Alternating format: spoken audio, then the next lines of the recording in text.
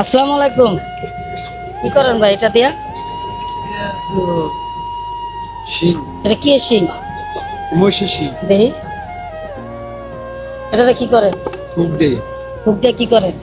এটা ফুক দিয়ে মনে করেন আমরা আমন্ত্রণ করি এটারে। নিমন্ত্রণ করেন? কিসের নিমন্ত্রণ করেন? এটা আমাকে এটা পাগলের হাতের আপনি সাথে পাগল? কিসের পাগল ভাই? আপনার তো মাজারে। সুস্থ মানুষ। হ্যাঁ, মাজারে? মাজারে। কোন মাজারে? আমরা কেল্লার দরবার কেল্লার দরবার। ওখানে কি করেন?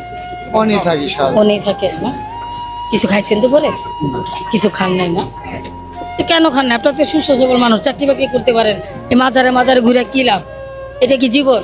জীবন না আবার এক ধরনের মনে করেন আমরা ছাইরে পড়ছি। ছেড়ে আসে পড়ছে। দেখুন উনি নাকি মাজারে মাজারে থাকে, উনি ইচ্ছা করলে একটা চাকরি বাকরি করে খেতে পারে, অথচ আজকে সারাদিন এই দুপুর গেছে, এখন দুপুর গড়িয়ে বিকাল হয়ে গেছে, উনি এখনো কিছু খায়নি। তো একজন সুস্থ মানুষ কি না খেয়ে থাকতে পারে বলুন?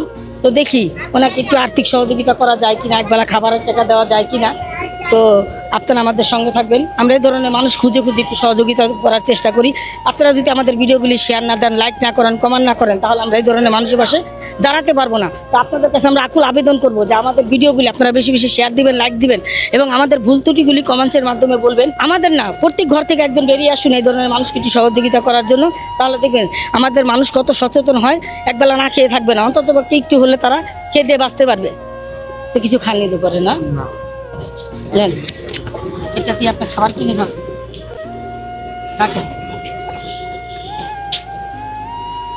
এটা দিয়ে আপনি কি করবেন?